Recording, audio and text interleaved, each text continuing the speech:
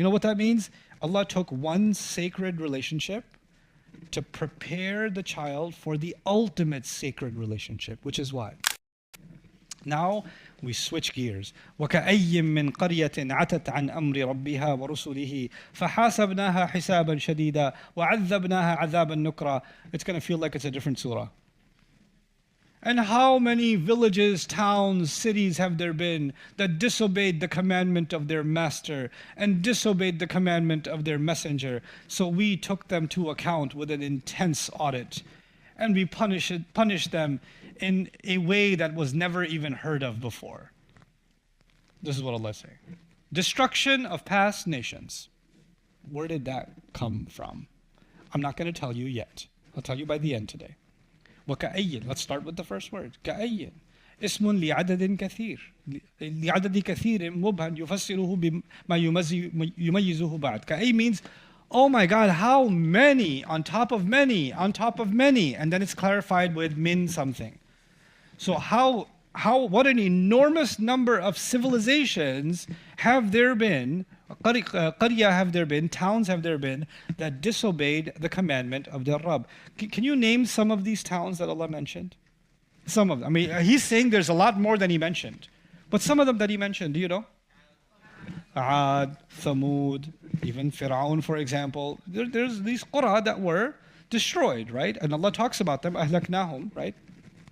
So let's talk now about a little bit maybe I should just tell you now. Fine, I'll just tell you now. I call this the first and the last domino. So let me explain what I mean by that.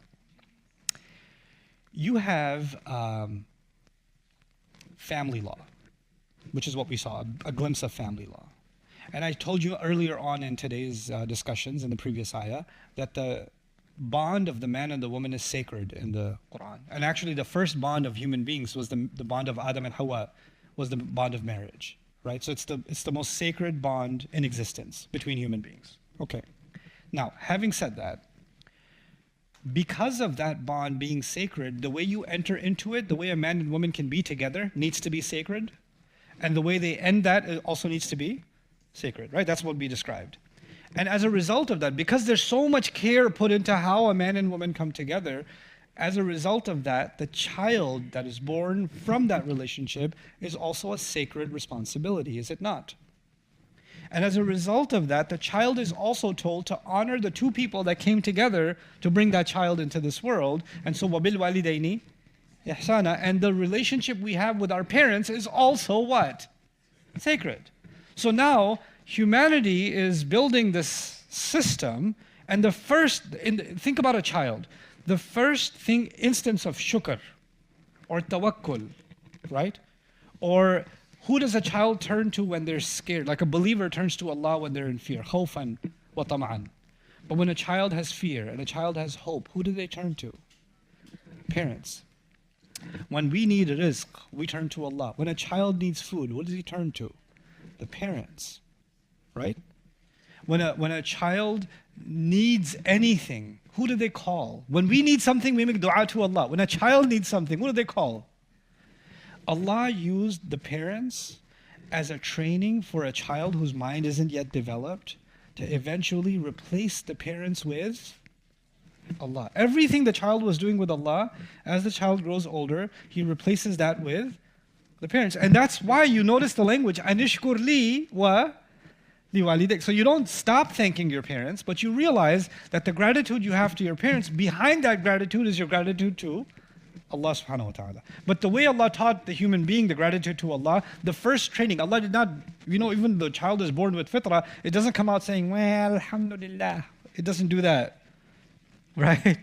And the first words that come out of its mouth eventually is not Allah. It are mama, baba. First words, right? You know what that means? Allah took one sacred relationship to prepare the child for the ultimate sacred relationship, which is what? The relationship with Allah.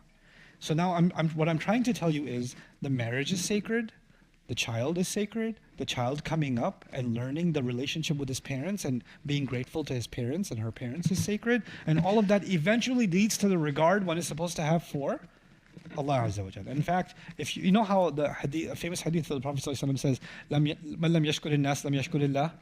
If you can't thank Allah, you can't. If you can't thank people, you can't thank Allah. Well, the first instance of that is if you can't even acknowledge the best behavior to your own mother, who gave you birth, right? That she brought you into this world, then how are you going to thank the one who brought you into this world that you can't even see? And that's Allah.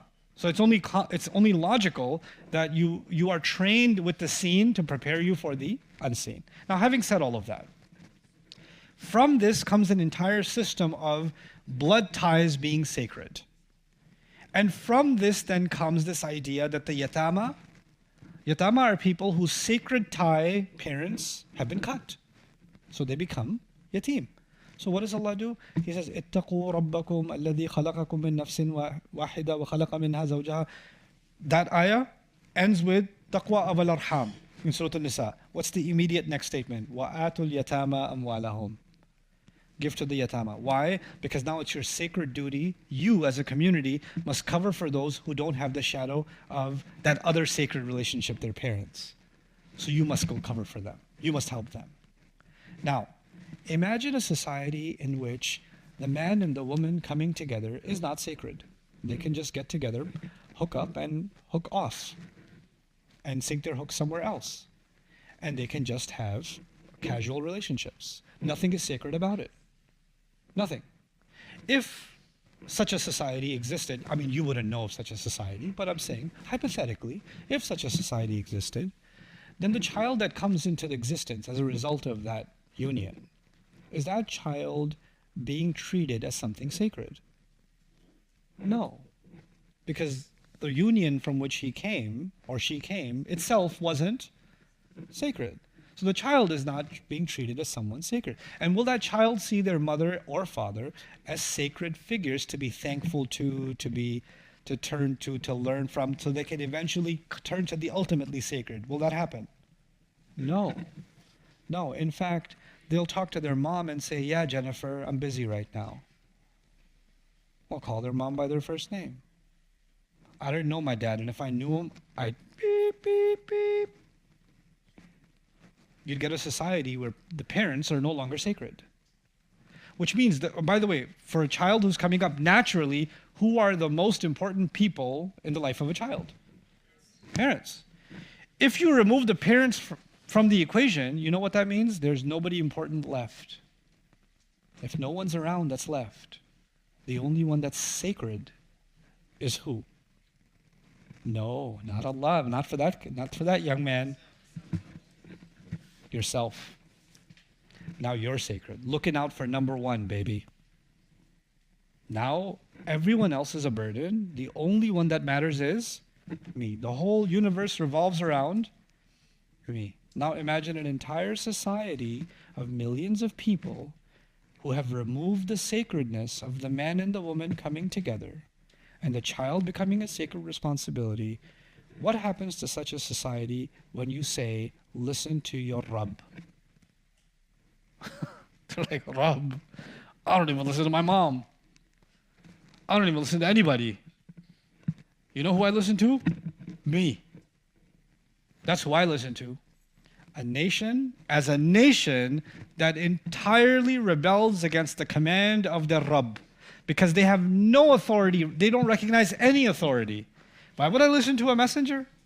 Another human being? He's just human. Well, the first people you were supposed to have regard for were also human, weren't they?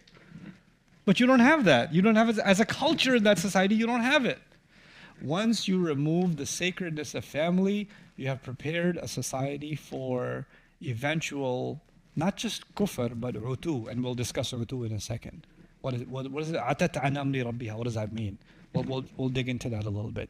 But what I'm saying is, the first part of this surah was the first domino that you need to keep from falling. But if you don't let that domino fall, dominoes will continue to fall until you get to the final domino, which is what?